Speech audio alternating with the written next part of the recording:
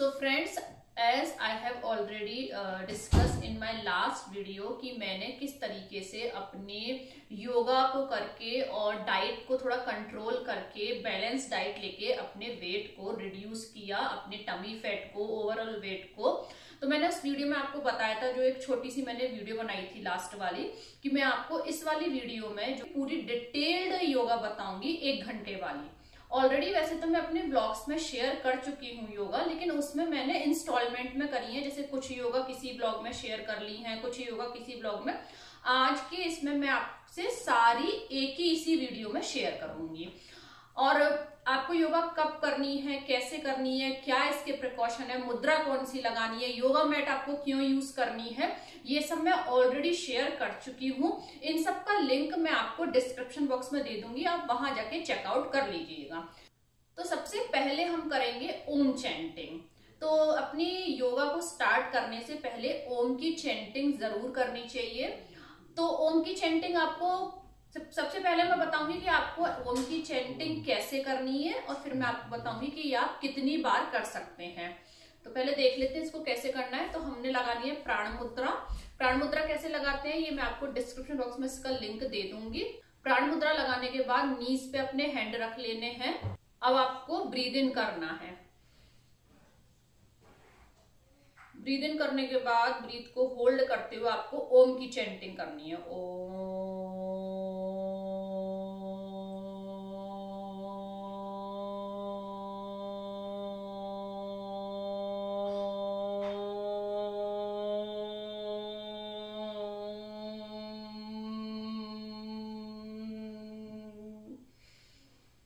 Breathe out कर देना है, आपको रिलैक्स हो जाना है। तो ये आपको मिनिमम 3 बार, मैक्सिमम आप इसको 5 बार भी कर सकते हैं। अगर आप जमीन पे बैठ के योगा नहीं कर पा रहे हैं तो आप चेयर पे बैठकर भी कर सकते हैं, या आप इनिशियली योगा करते करते थक जाते हैं तो बीच में आप बैठे बैठे ही रिलैक्स भी ले सकते हैं। जब भी आपके लिए योगा की वीडियो बनाती हूँ या कोई कोल्ड एंड कॉफ की बनाती हूँ तो अपनी एक डायरी इस तरीके से जरूर मेंटेन करती हूँ, ताकि मैं आपको सीक्वेंस वाइज बता पाऊँ। तो जो आपको दूसरा प्राणायाम करना है ओम चैंटिंग के बाद, वो आपको करना है भस्त्रिका प्राणायाम, जिसको कि हम डीप ब्रीदिंग भी कहते हैं, या इसमें हम simply breathe in breathe out करते हैं। तो सिंपली आपको इसमें ब्रीद इन ब्रीद आउट करना है। तो मैं आपको पहले बताती हूँ कि इसके प्रिकॉशन क्या है। आपको जोर लगा के नहीं करना है, बहुत तेज तेज नहीं करना है, आपको इसमें झटका देकर नहीं करना है। लंग्स में आपको जो श्वास भरनी है वो बहुत ज्यादा नहीं भरनी है, अपनी कैपेसिटी से कम श्वास भरनी है, और धीरे करना है। आपको कोई भी आसन आपको स्टार्टिंग में बहुत तेज नहीं करना है, आपको उसको धीरे धीरे ही करना है। तो अगेन हम प्राण मुद्रा लगाएंगे और इसमें हमें simply breathe in breathe out करना होता है।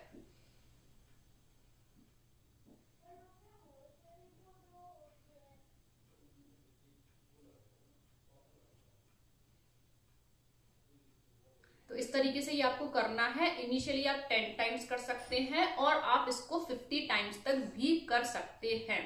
आपको काउंट कैसे करना है,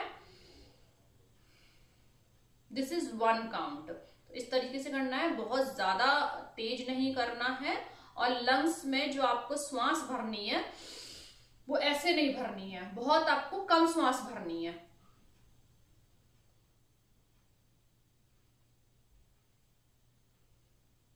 इस तरीके से आपको ये भस्त्रिका प्राणायाम करना है।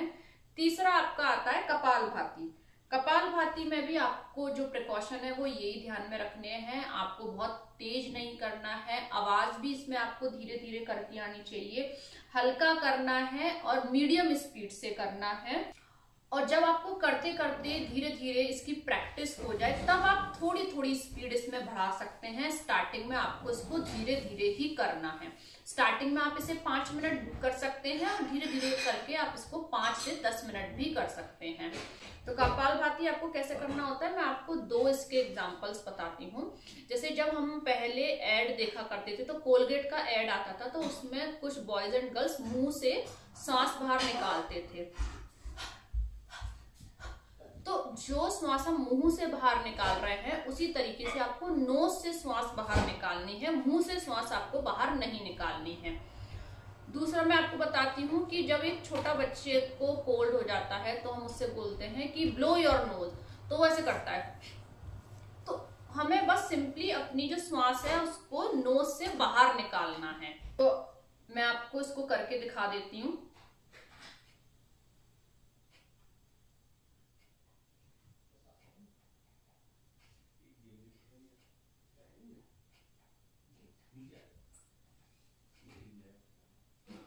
इस तरीके से आपको करना है। और जब आप अपनी श्वास को नोज से ब्लो करेंगे ना, तो अपने आप ऑटोमेटिकली सांस आपके पेट में भर जाएगी, आपको सांस लेने की जरूरत नहीं पड़ेगी। मैं एक बार और दिखा देती हूँ।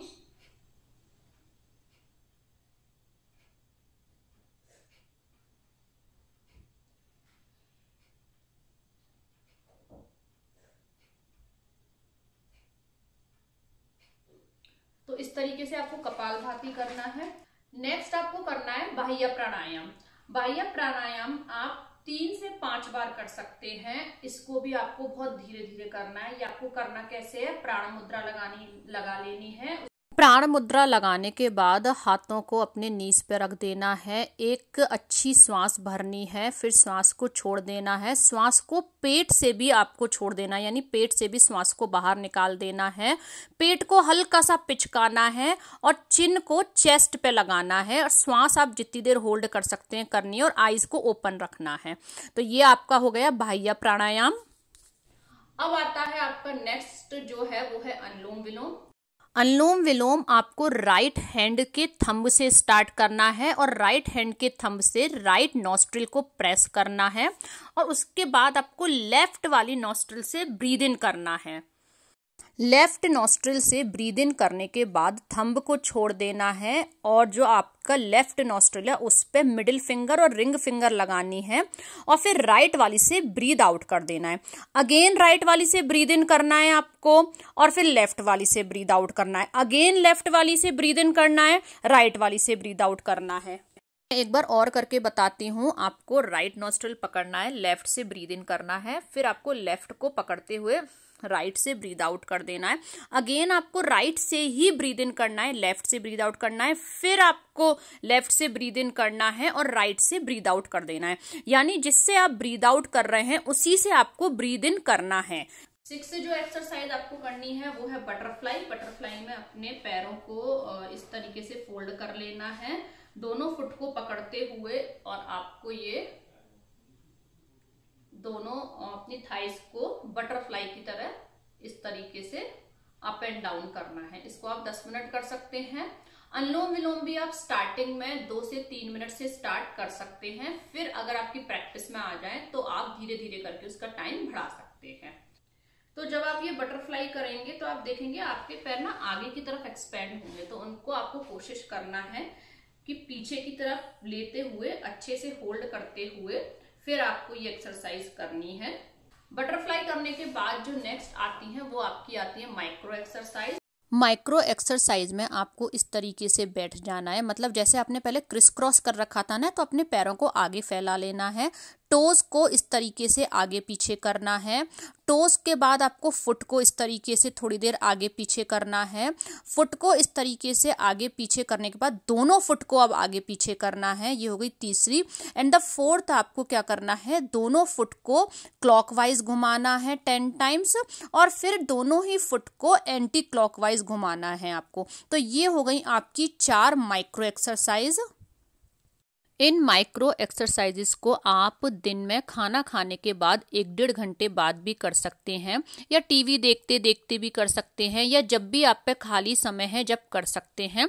नेक्स्ट आसन है पश्चिम उत्थान आसन। आपको इनहेल करते हुए हाथों को ऊपर ले जाना है, और उसके बाद आपको एक्सहेल करते हुए अपने टोज को इस तरीके से पकड़ लेना है। नीज आपके बेंड नहीं होने चाहिए। जितनी देर आप सहज ढंग से पकड़ सकते हैं उतनी देर आप इनको पकड़ लीजिएगा, और उसके बाद आप रिलैक्स की पोजीशन में आ सकते हैं। इसको भी आपको 3 से 5 बार करना है, लेकिन आपको इसको सहज ढंग से करना है। कोई भी जोर जबरदस्ती अपनी बॉडी पर नहीं करनी है। अगर टोज नहीं टच होते हैं तो आप जबरदस्ती ना करें। अगेन इनहेल करना है, हाथों को ऊपर ले जाना है इनहेल करते हुए।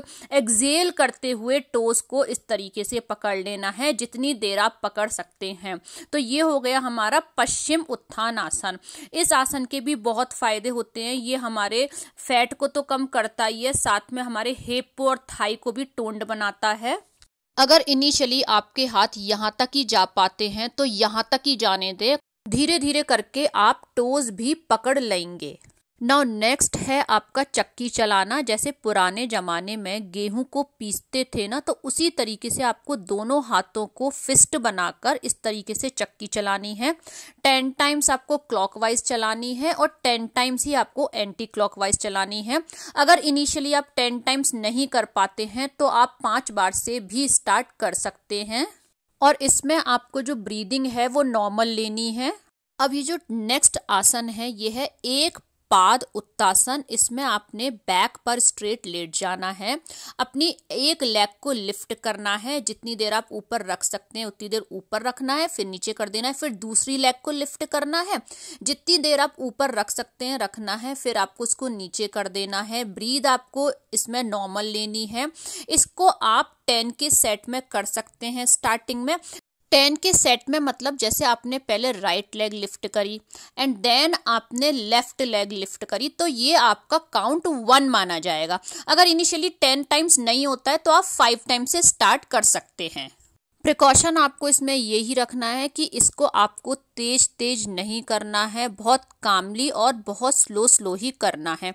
बीच में थक जाए तो आप रिलैक्स भी ले सकते हैं। नेक्स्ट आसन इज एक पाद पवन मुक्त आसन। इसमें भी आपको इस तरीके से लेट जाना होता है और अपने लेग को टुवर्ड्स योर स्टमक इस तरीके से बेंड करना होता है, और एक बार में एक ही लेग को बेंड करना होता है, उसके बाद दूसरी लेग बेंड करनी होती है। ब्रीथ इसमें भी आपको स्टार्टिंग में नॉर्मल ही लेनी होती है। इसको भी आप 10 के सेट में कर सकते हैं। इसको करने के बाद जो नेक्स्ट एक्सरसाइज आती है वो आती है जीरो बनाना। आपको इस तरीके से 10 टाइम्स जीरो बनाना है क्लॉकवाइज एंड देन आपको 10 टाइम्स जीरो बनाना है anti clockwise. In the same way आपको दूसरी लेग से भी 10 टाइम्स जीरो बनाना है clockwise and 10 times anti clockwise. अगर आप इनिशियली 10 टाइम्स नहीं कर पाते हैं तो आप 5 टाइम्स से भी स्टार्ट कर सकते हैं। नेक्स्ट एक्सरसाइज आपकी आती है साइकिल चलाना। तो बस आपको इस तरीके से एयर में साइकिल चलानी होती है। तो मैं तो इसे 100 टाइम्स चलाती हूँ। इनिशियली आप जितना कर पाए उतनी देर इसको कर सकते हैं। साइकिल चलाने के बाद जो नेक्स्ट आसन है वो है मरकट आसन। इसमें अपने पैरों को फोल्ड कर लेना है, फुट को हिप से टच कर लेना है, आर्म्स आपकी इस तरीके से खुल जाएंगी। अगर आप अपने दोनों पैरों को राइट साइड लेके जाएंगे तो नेक आपकी लेफ्ट साइड होगी, यानी कि ऑपोजिट साइड होगी, और इसको भी आप 5 या 7 के सेट में कर सकते हैं। ये आसन कमर दर्द के लिए बहुत अच्छा आसन होता है और इसको भी आपको जल्दी जल्दी नहीं करना है।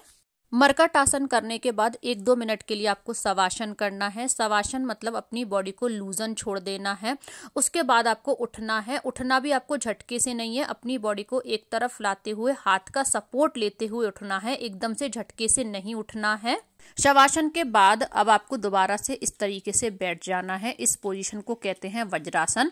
वज्रासन में बैठने के एड़ियां बाहर होती हैं, पंजे एक दूसरे से या तो मिले होते हैं या फिर राइट जो हमारा टो होता है वो लेफ्ट टो के ऊपर होता है। इस पोजीशन को कहते हैं वज्रासन। वज्रासन में इस तरीके से बैठा जाता है। वज्रासन में बैठने के बाद लिटिल फिंगर पे अपना थंब लगा लेना है नीचे और इस तरीके से बना लेनी है अपनी फिस्ट। फिस्ट को ऐसे ज्वाइन कर लेना है और फिस्ट को बेली बटन के आसपास ऐसे लगा लेना है। और बेली बटन पर इस तरीके से लगाने के बाद आपको बेली बटन के आसपास लगाना है, ना तो ऊपर ना पीछे। इनहेल करना है और एक्सहेल करते हुए आपको नीचे इस तरीके की पोजीशन में आ जाना है। नजर सामने होनी चाहिए, गर्दन सामने होनी चाहिए। जितनी देर आप रुक सकते हैं उतनी देर रुकना है। उसके बाद आपको नॉर्मल पोजीशन पे आ जाना है। इसको भी आप 3 से 5 बार कर सकते हैं। मैं एक बार और दिखा देती हूँ। ऐसे फिस्ट बनाया, उसको बेली बटन के आसपास ऐसे लगा लिया, उसके बाद इनहेल किया और फिर एक्सहेल करते हुए नीचे आ गए। जितनी देर इस पोजीशन में रुक सकते हैं आप रुकिएगा। उसके बाद नॉर्मल पोजीशन पे आ जाना है। नेक्स्ट आपको करना है ताड़ासन। ताड़ासन में ब्रीद इन करते हुए पंजों पर इस तरीके से खड़े होना है, ब्रीद आउट करते हुए वापस आ जाना है। जब ब्रीद इन करेंगे तो हाथों को चेस्ट पर इस तरीके से कर लेंगे। ये भी आप 10 टाइम्स कर सकते हैं। ताड़ासन के बाद आपको करनी है थोड़ी सी एक कमर की एक्सरसाइज। खड़े खड़े कमर की एक्सरसाइज में आपको कमर पर इस तरीके से हाथ लगा लेना है, श्वास आपको नॉर्मल लेनी है। इस तरीके से आपको पीछे जाना है, फिर स्ट्रेट, फिर दूसरी साइड पीछे जाना है, फिर स्ट्रेट। पैर आपके नहीं हिलेंगे, केवल आपके कमर के ऊपर का ही हिस्सा पीछे जाएगा, पैर आपके पीछे नहीं जाएंगे। इसको भी आप 5 या 7 के सेट में कर सकते हैं। और लास्ट जो आपको करना है वो आपको करनी है उठक बैठक। आप चाहे तो 5 बार कर सकते हैं, चाहे 10 बार कर सकते हैं, लेकिन जैसे हम कान पकड़ के स्कूल में करते थे वैसे नहीं करनी है। हमको ये इस तरीके से करनी है, हाथों को ऐसे रखना है और उसके बाद हाथों को घुमाते हुए करनी है। इससे क्या होगा, हमारे हाथ की भी एक्सरसाइज हो जाएगी। इनिशियली ये आपसे जितनी बार हो जाए उतनी बार आप कर सकते हैं और मैक्सिमम आप इसको आराम से 10 टाइम्स तक कर सकते हैं। योगा करने के बाद कोई भी आपको हैवी काम नहीं करना है और थोड़ी देर तक ना तो कुछ खाना है, ना ही आपको कुछ चाय वगैरह लेनी है। योगा करने के बाद आप थोड़ी देर सोफे पर इस तरीके से रिलैक्स कर सकते हैं। तो ये थी कुछ एक्सरसाइज जिनको कि मैं अपने डेली रूटीन में सुबह खाली पेट करती हूँ। यहीं पर मैं इस वीडियो को एंड करती हूँ। फ्रेंड्स, वीडियो अच्छा लगा हो तो लाइक करें, फ्रेंड्स फैमिली के साथ शेयर करें, चैनल को सब्सक्राइब करें, become a part of our family. Thank you.